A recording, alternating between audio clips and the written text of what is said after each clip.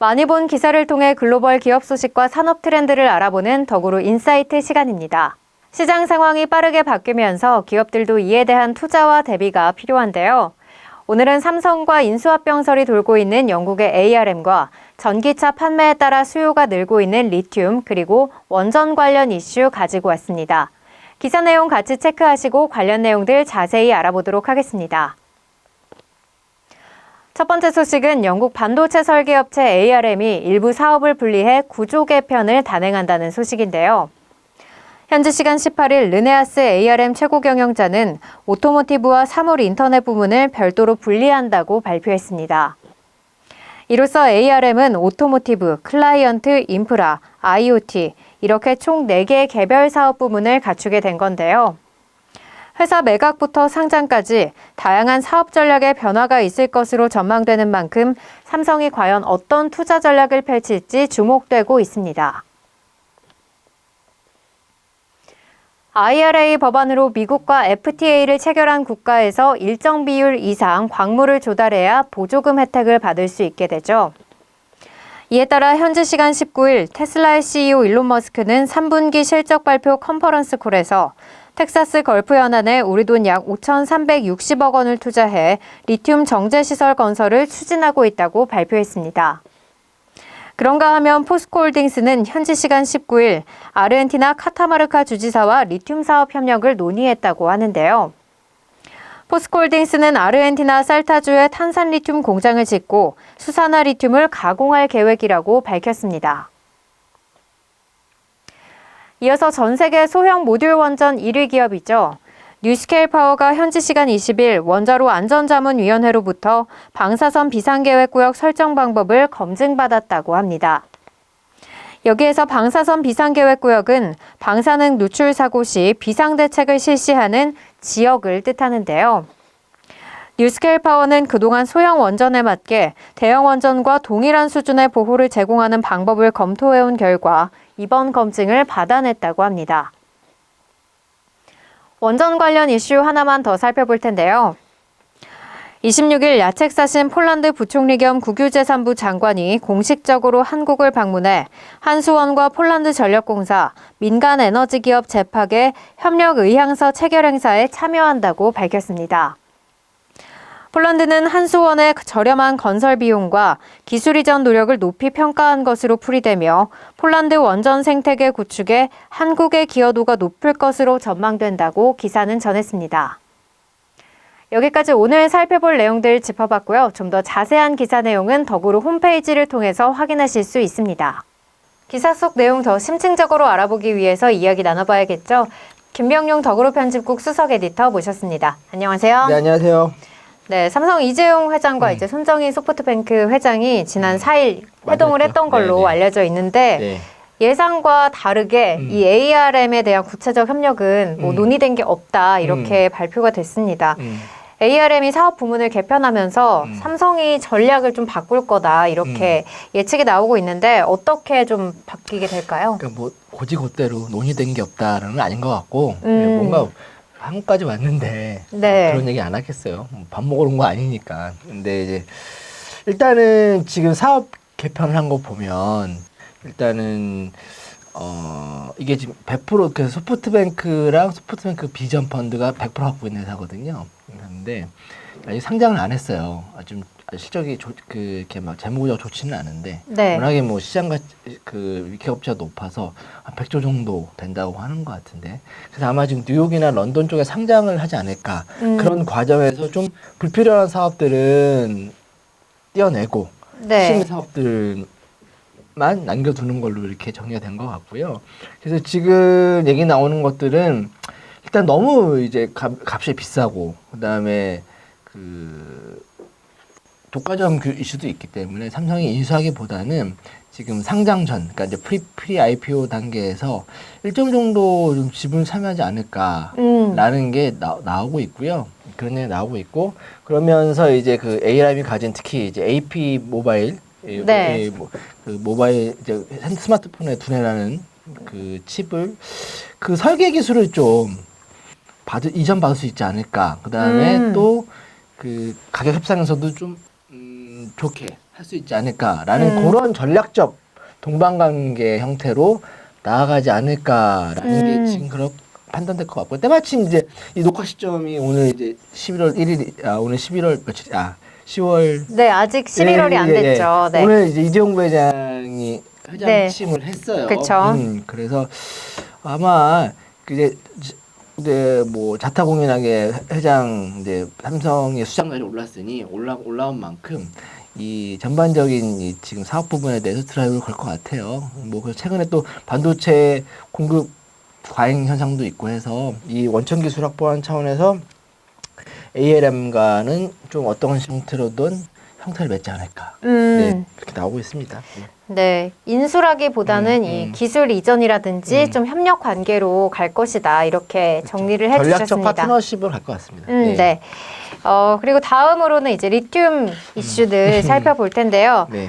테슬라가 폐배터리 재활용도 그렇고 이제 전기차 관련해서 좀 자체적으로 공급망을 형성을 하고 있는 것 같은데 지금 이 3분기 실적 발표에서는 리튬 정제 시설에 투자를 했다 이렇게 밝혔는데요. 이 내용 자세하게 설명해 주시죠. 일단 이 리튬이 먼저 아셔야 될 것 같은데 이 리튬은 그 전기차 배터리에 들어가는 양극재. 얘 거기 핵심 소재입니다. 그래서 지금 리튬을 이제 정제하는 이제 그 일론 머스크 표현대로라면 이렇게 리튬을 가공하는 시설이거든요. 정제 시설이. 돈 찍어내는 면허다. 그 이유가 뭐냐면 리튬 값이 너무 막 지금 최근에도 치솟고 있어. 연일 최고점을 치솟고 있거든요. 그 이유는 뭐 아시다시피 전기차 수요는 느는데 공급이 부족한 거예요. 그리고 때마침 또 리튬 최대 생산지인 중국의 스촨성이 그때 한때 그 전력난으로 인해서 가동을 못했거든요. 그러니까 리튬은 부족한 상태이고 이러다 보니까 이제 각국, 그러니까 특히 자동차 메이커들은 직접 확보하는 게 필요하거든요. 그런 차원에서 이제 테슬라도 지금 리튬을 직접 구매해서 정제하겠다는 거고요. 시설이 아마 리튬 시설, 정제 시설은 텍사스 기아 팩토리 근처에 들어서는 걸로 알고 있고요. 테슬라뿐만 아니라 지금 모든 자동차, 특히 전기차에 관심 있는 기업들이 직접 리튬 원자재 확보에 나서고 있어요. 그런 차원에서 볼 수 있습니다. 네. 테슬라뿐만 아니라 다른 회사들도 이렇게 투자를 하고 GM도 있다. 그렇고요. 포드도 마찬가지고, 현대차도 마찬가지입니다. 네, 그렇게 정리를 해주셨고 이제 포스코 이야기도 해봐야 될 것 같아요. 근데 포스코도 이제 양극재 그리고 음극재 이렇게 2차 전지 소재 관련해서 밸류 체인을 계속해서 구축을 하고 있는데 잘 아시네요. 기사에서 보면은 이제 3, 4단계 투자도 이렇게 빠르게 추진할 거다. 이러한 이제 기사가 나와 있는데 구체적으로 좀 밝혀진 계획이 있을까요? 그렇죠. 일단은 지금 포스코가 염호 호수라고 하죠. 리튬이 묻혀져 있는 이제 일종의 호수 같은 곳인데 이걸 과거에 사놓은 게 있어요. 근데 그게 생각보다 매장량이 어마어마한 거죠.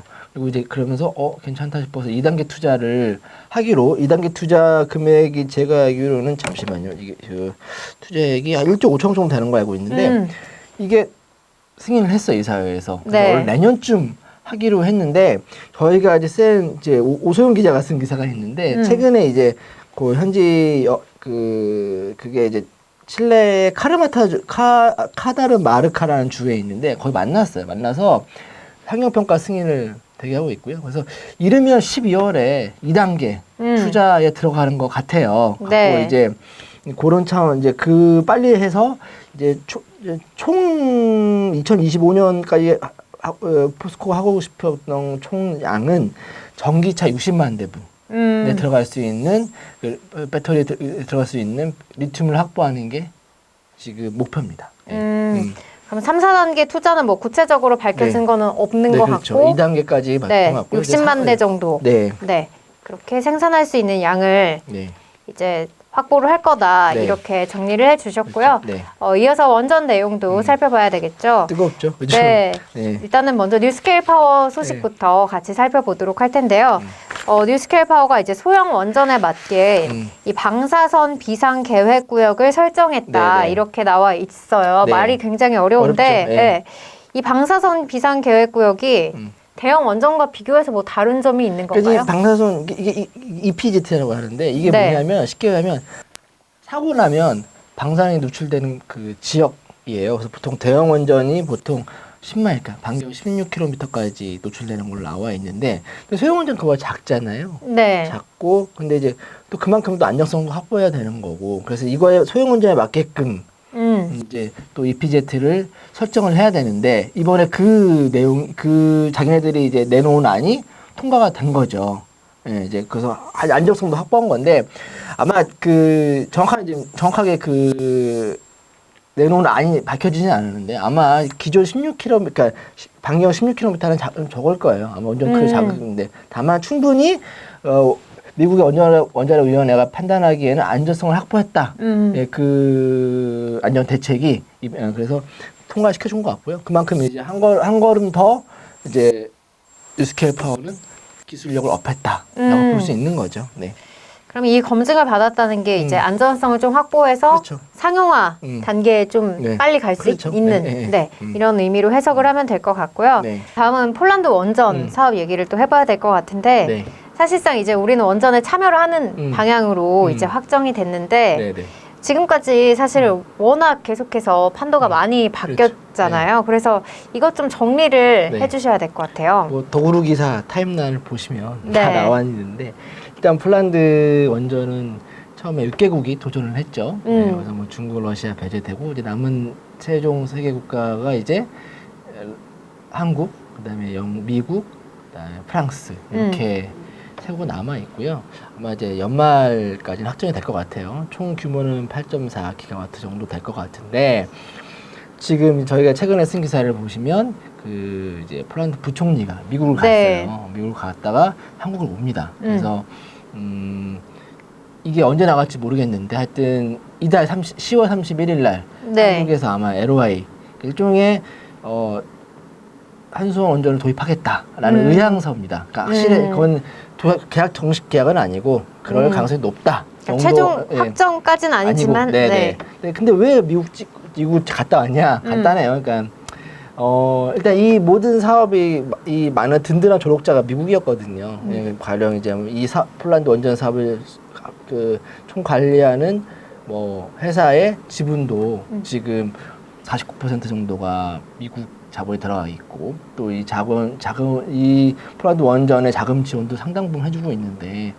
미국 측에서 이제 이거 뭐야 도대체 왜 우리 돈은 우리한테 받고 저쪽에 쓰느냐 그래서 그런 차원에서 이번에 폴란드에 가서 양해를 구한 것 같아요. 이런 이제 일단 한국이 싸고 저렴하고 가령 이제 8.4기가와트 정도 원전을 짓는데 지금 한수원은 최대 50조 정도. 네. 프랑스는 143조 정도 들어요. 최대.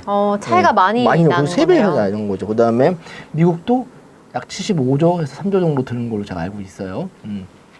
그리고 폴란드가 가장 강력히 원하는 기술 이전. 왜냐하면 폴란드는 지금 자국 원전뿐만 아니라 그 동유럽 네. 인근 국가에서 원전 사업 많이 하려고 하고 있거든요.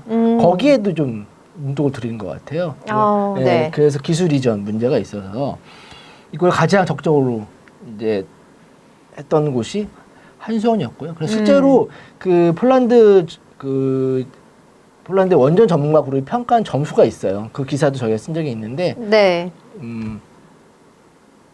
점수 가장 낮은 것은 웨스팅하우스고요. 한수원이 가장 높았습니다. 예. 네. 그런 차원에서 가장 좋았던 것 같고, 이 같은 이제 메커니즘이 뭐냐면, 우리나라 최근에 전차 수출했잖아요, 무기. 근데 그 공장도 전 짓거든요, 현지화 많이 시키고. 근데 그 폴란드가 원했던 그 이유가 뭐냐면, 지금 뭐 러시아 우크라이나 전쟁으로 인해서 나토에 좀 재래식 무기가 많이 필요하거든요.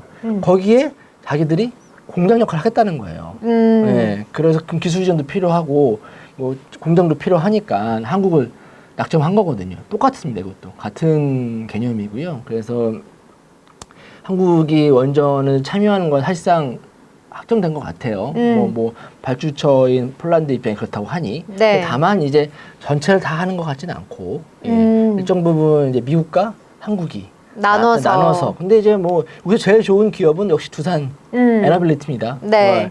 웨스팅하우스가 수주에도 네. 같이 참여를 부품을 하는 해야 되고 거니까. 한손이 수주에도 좋고요. 네, 그래서 아마 뭐 저희 기사는 약간 좀 빠졌는데 지금 원래 보면 현재 나오는 내용을 보면 두산 에너빌리티, 그러니까 예전 두산 중공업이죠.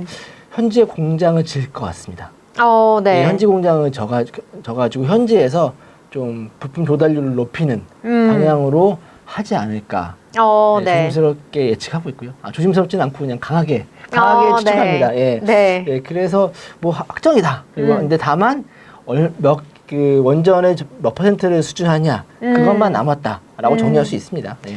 네, 아직 뭐 최종 확정 단계까지는 아니지만 가능성이 굉장히 높은 단계이고 이제 이걸 한국과 미국이 나눠서 하는 만큼 우리가 얼만큼의 이제 그렇죠. 수주액을 가져올 수 있느냐, 이거에 좀 집중해서 계속해서 보시면 될 것 같습니다. 원전은 앞으로 계속 지켜볼 것들이 많아요. 그래서 이제 뭐 오늘도 저희 쓴 기사지만 현대건설이랑 손잡은 홀텍이라는 기업이 있는데 그 기업도 이제 체코 원전을 거의 이제 뭐 초읽기 사실상 메모에 맺은 거니까 거의 수주한 것 같아요. 그래서 거기 또 홀텍도 기술만 있고 지은 경우는 없기 때문에 그 EPC는 역시나 이제 현대건설이 하거든요.